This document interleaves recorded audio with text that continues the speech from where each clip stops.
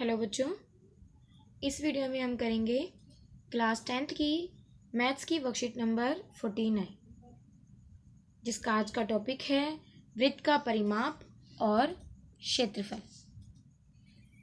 परिमाप जो हम 2 डायमेंशनल का पैरामीटर निकालते हैं और एरिया।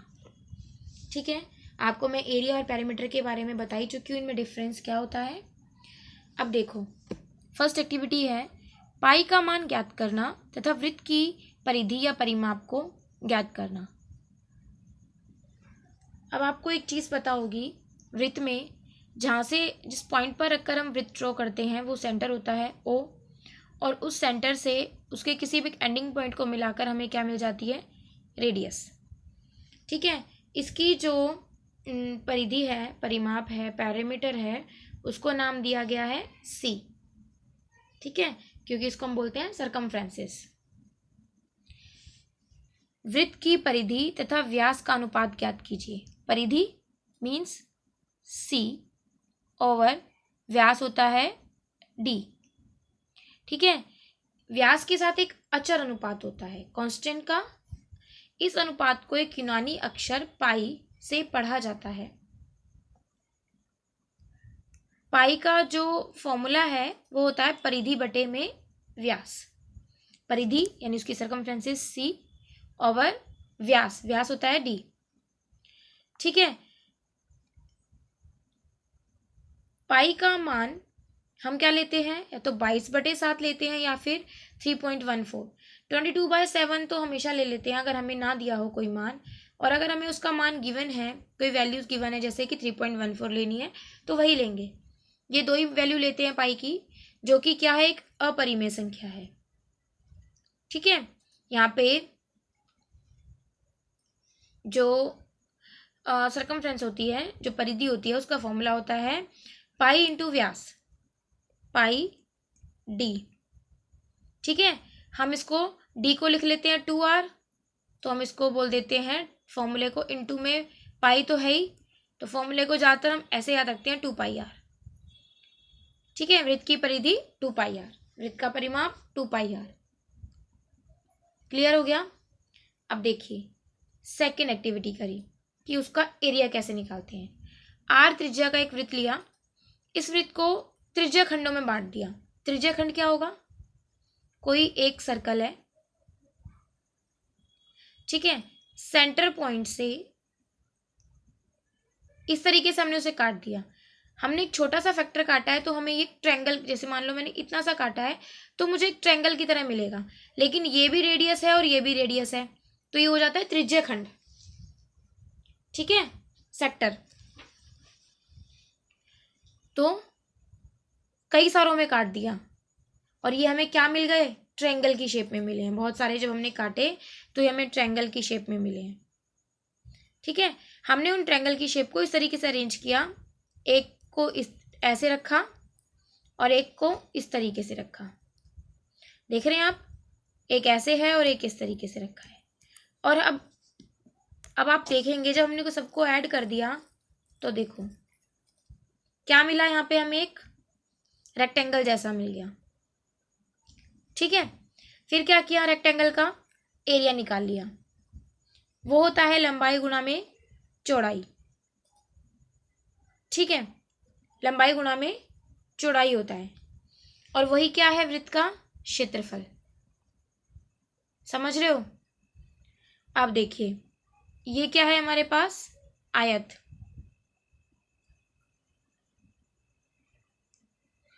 है ना,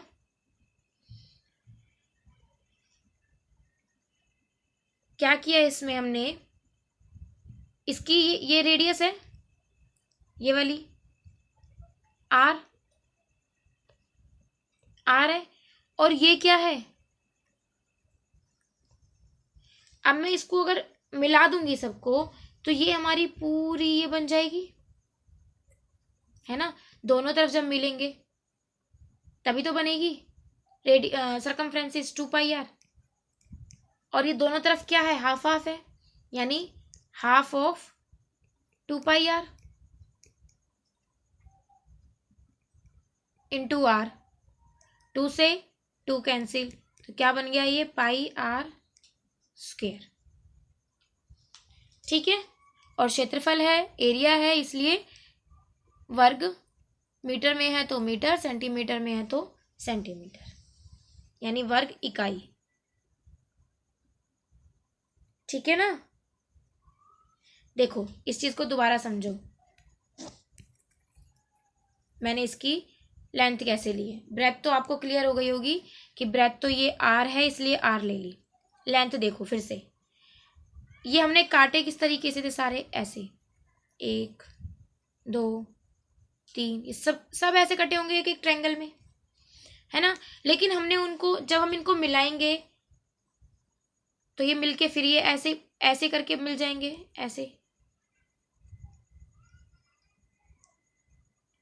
ऐसे मिलेंगे तभी तो सर्कल बनाएंगे ना। लेकिन हमने इनको जब रेक्टेंगल बनाया है तो हमने क्या किया, एक ट्रायंगल को सीधा रखा, एक ट्रायंगल को उल्टा, यानी हमने उसकी सरकमफ्रेंस को 2 पार्ट में डिवाइड कर दिया, एक को इस तरफ डिवाइड कर रख दिया और एक को इस तरफ रख दिया। इसलिए इसको 1/2 × 2πr कहा है। मतलब जो सरकमफ्रेंस है उसका आधा है, जो वो इसकी लंबाई है। क्लियर हो गई अब बात।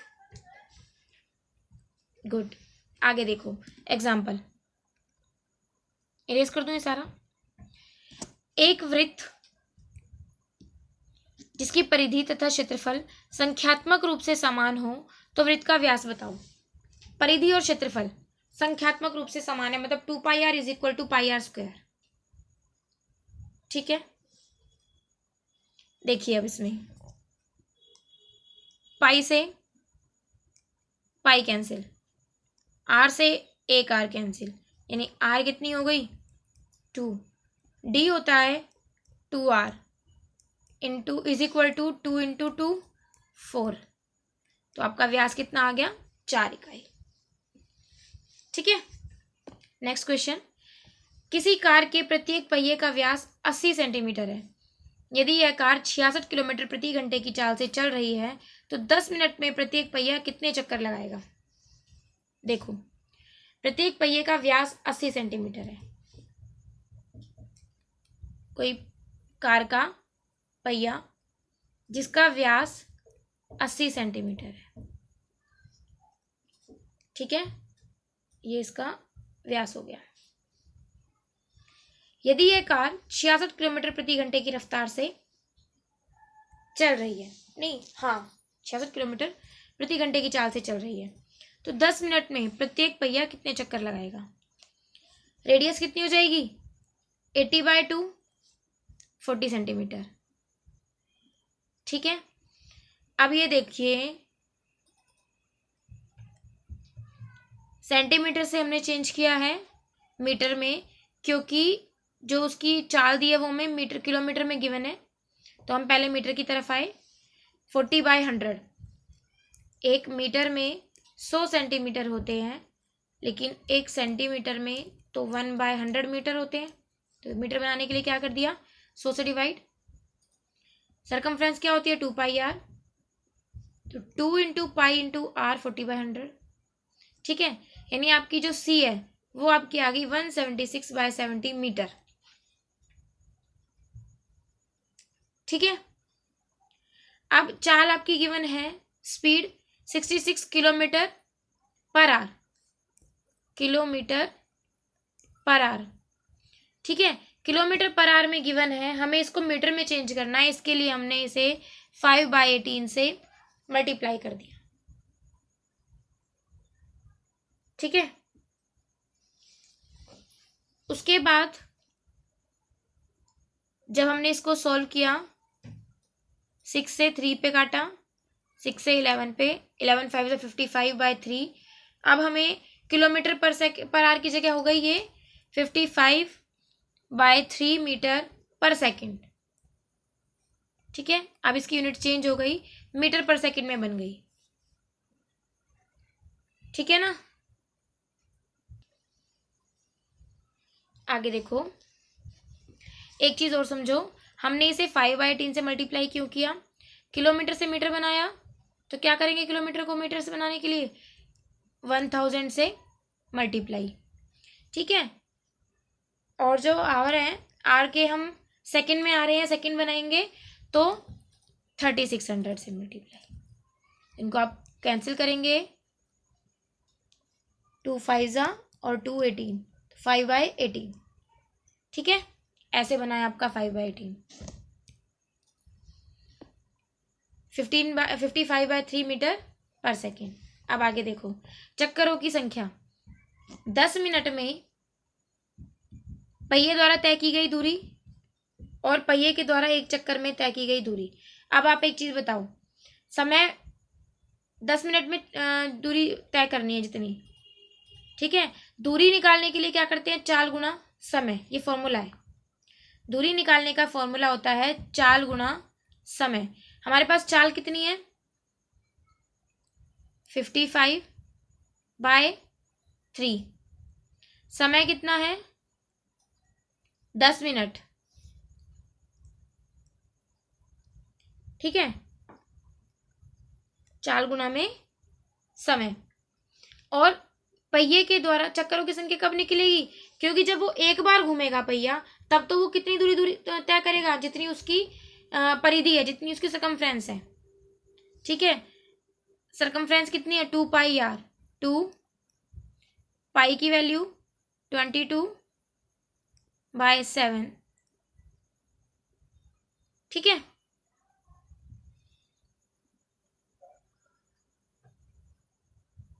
अब इसे क्या करेंगे,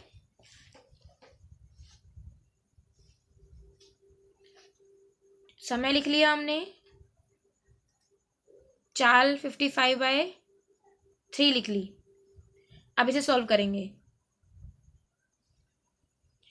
ठीक है, 2πr, ये क्या थी हमारी परिधि, ये तो हमने निकाली भी थी अभी ऊपर। ये 176/70। तो आप इसको 2πr को 2πr की अलग अलग वैल्यू ना लेकर सीधा का सीधा इस वैल्यू को भी पुट कर सकते हैं। ठीक है, जैसे मैं 2π और r की वैल्यू और ले लेती है अभी यहाँ पर 2, यहाँ पर 80, ऐसे ले लो। या जैसे इसमें इन्होंने सीधा 2πr की वैल्यू लिख दी है, इस तरीके से लिख लोगे। यहाँ पर देखो 176/70 है, तो नीचे की तरह नीचे लिखा है 2πr, तो रिवर्स होकर ऊपर चला जाएगा 70। उसके बाद जो क्रॉस होगा उसे आप काट देंगे और आप मल्टीप्लाई कर लेंगे, तो ये आ जाएगा 4375। यानी कितने चक्कर लगेंगे टोटल पहिए के, 4375। ठीक है, क्लियर हो गया क्वेश्चन।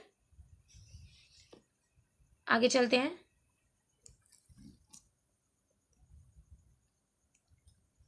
एक अर्धवृत्त आकार के चांद का, जो ये डी होते हैं ना प्रोटेक्टर,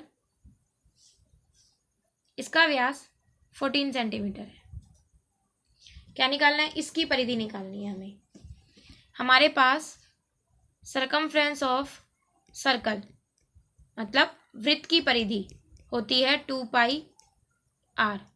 तो सेमी जो सर्कल होगा यानी अर्धवृत्त, उसकी कितनी हो जाएगी, πr। 2πr/2, 2 से 2 कैंसिल, कितनी रह गई, πr। अब हमें डी गिवन है 14 सेंटीमीटर, आर कैसे निकल जाएगी, 14/2, 7 सेंटीमीटर।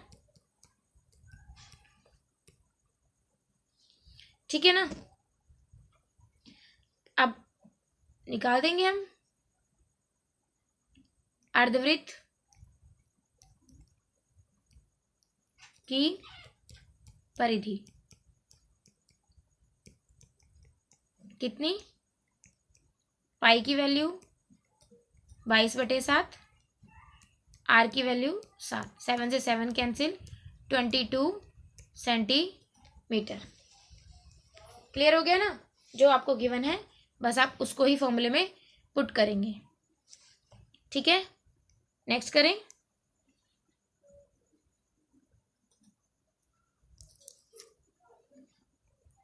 देखिए, एक पहिए का क्षेत्रफल 6.16 वर्ग मीटर है। पहिए का क्षेत्रफल, पहिया किस उसका होगा, सर्कल।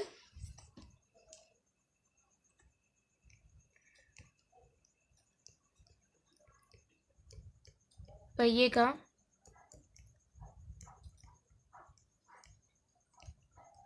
क्षेत्रफल 6.16 मीटर स्क्वायर या वर्ग मीटर। ठीक है, पहिए को 572 मीटर की दूरी तय करने के लिए कुल कितने चक्कर लगाने पड़ेंगे? सबसे पहले हमें क्या निकालना पड़ेगा? इसकी परिधि। ठीक है ना, क्योंकि कुल दूरी कितनी तय होगी, जब एक चक्कर में वो जितनी दूरी तय करेगा वो हमें पता चल गई, तो हम क्या करेंगे फिर, यानी जो परिधि हमारी निकल जाएगी 2πr, यानी वो एक चक्कर की दूरी तय हो गई और उसने कुल कितनी दूरी तय करी है?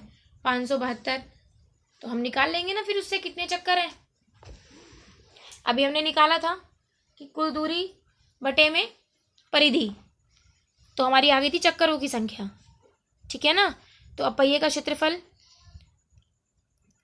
वृत्त का क्षेत्रफल हो जाएगा, यानी πr² इक्वल टू 6.16, डेसिमल हटा के 100, 22/7 r² इक्वल टू 616/100। देखते हैं कुछ कैंसिल आउट होता है तो 2 से 11, 2 से 308। ठीक है, और होता है 11 1 ज़ा 11, 11 2 ज़ा 22, बचेगा 8 और 11 8 ज़ा। ठीक है, 7 उस तरफ चला जाएगा, r² इक्वल टू 28 × 7/100। मल्टीप्लाई करेंगे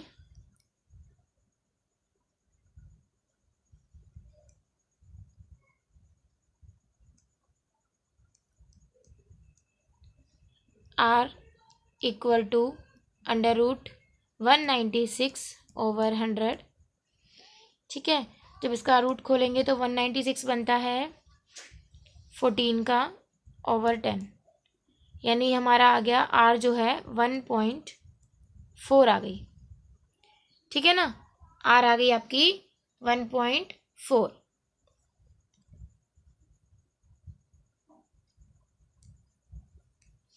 आगे देखो, हमें क्या निकालनी है?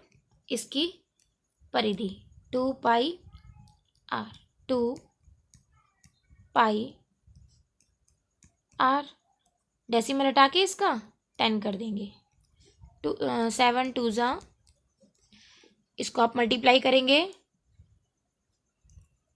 88/10, 8.88 सेंटीमीटर। ठीक है ना, ये आपकी अब परिधि आ गई। अब देखो, सेंटीमीटर नहीं मीटर आएगा बच्चे।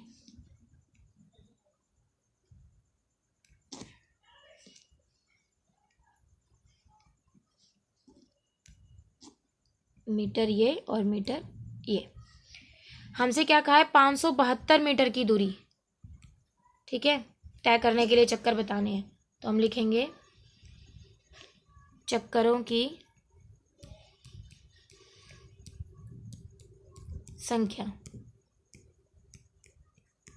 कुल दूरी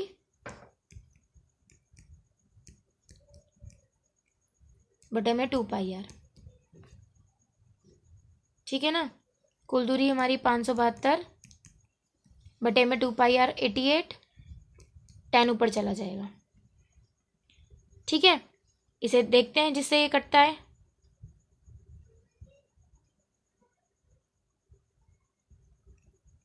एटी 88 को 4 से करके देखते हैं,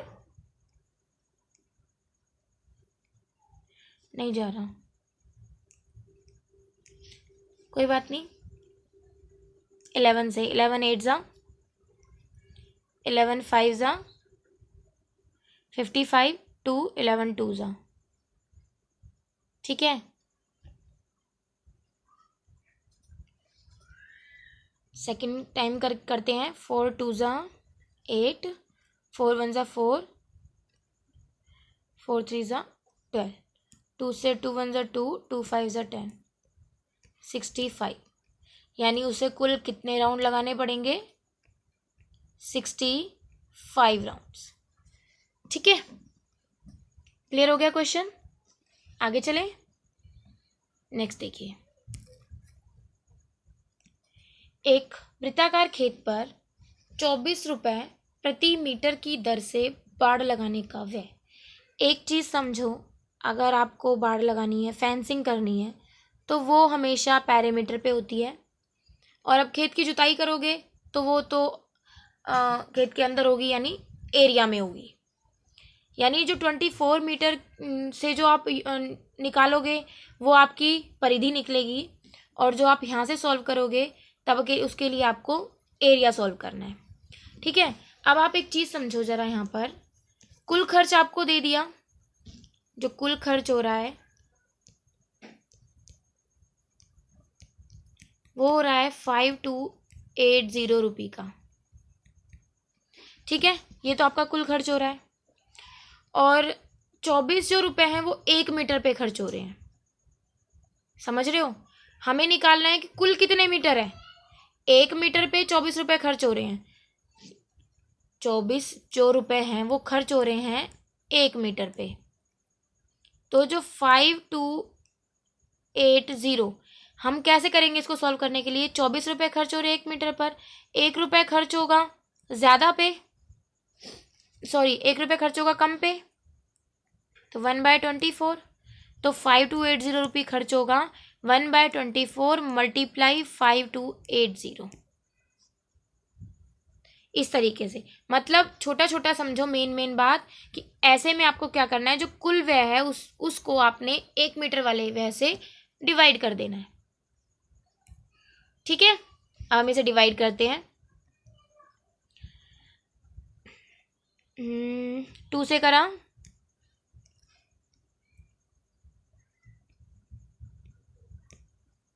ठीक है, 12 से हो जाएगा 220 मीटर। यानी ये क्या आ गया आपका? अब जो ये व्यय था ये इतने मीटर पर खर्च हुआ है, और ये खर्च किस चीज़ का है? ये इसके चारों तरफ जो फेंसिंग किया उसका खर्च है। यानी आपकी 2πr कितनी आ गई? 220 मीटर। क्लियर है? इस बात को समझ रहे हो आप? 2πr आपकी कितनी आ गई? 220 मीटर। अब आप इस 2πr से क्या निकाल सकते हो? हम निकालेंगे r की value. 2 into 22/7 into r equal to 220। 22 से 22 कैंसिल करके यहाँ पे 10 से काट दिया, 2 से इसे 5 पे, r इक्वल टू 7 उधर जाके मल्टीप्लाई हो जाएगा, 5 × 7 35 आ गई r मीटर। ठीक है, अब क्या करना है? 0.50 प्रति वर्ग मीटर की दर से अगर हमें उस खेत को इस पर हल चलवाने हैं, ठीक है, तो उसका खर्च बताना है। यानी हमें क्या निकालना है? इसका एरिया, एरिया ऑफ फील्ड, खेत का क्षेत्रफल, pi r square, pi 22/7, r square means 35 × 35। ठीक है, 7 से इसको कट किया, 5 पे, 5 की 22 से मल्टीप्लाई करी 110, और 110 की कर दी 35 से मल्टीप्लाई। ठीक है, 3850 मीटर स्क्वायर, ये आपका एरिया आ गया फील्ड का। अब आपके 1 मीटर स्क्वायर पर जो आप हल चलवाएंगे उसका खर्च है 0.50 रुपये। देखो यही है, और हमें कितने पे करना है? 3850, तो मल्टीप्लाई कर देंगे, 3850 मल्टीप्लाई 0.50। देखो 2 0 एज इट इज़, 5 से मल्टीप्लाई करेंगे,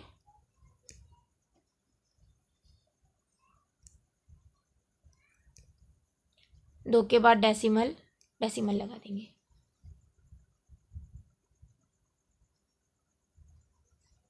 ठीक है, ये आपका कुल खर्च हो गया उसके जो फील्ड दिया हुआ है उस फील्ड में हल चलवाने का। क्लियर? क्या गिवन था आपको? फेंसिंग का खर्च गिवन था, उससे आपने निकाली पहले सी यानी सरकमफ्रेंस, परिधि निकाली, परिधि का यूज करके आपने त्रिज्या निकाली रेडियस, और उसका यूज करके आपने एरिया निकाला, और फिर आपने जो खर्च पूछा है वो निकाल दिया। Clear question? फिर भी अगर कोई डाउट रह गया तो आप कमेंट में आकर मुझसे पूछिएगा। वीडियो कैसी लगी ज़रूर बताइएगा मुझे। अच्छी लगी हो तो लाइक कीजिए, शेयर कीजिए और चैनल को सब्सक्राइब कीजिए। Thank you.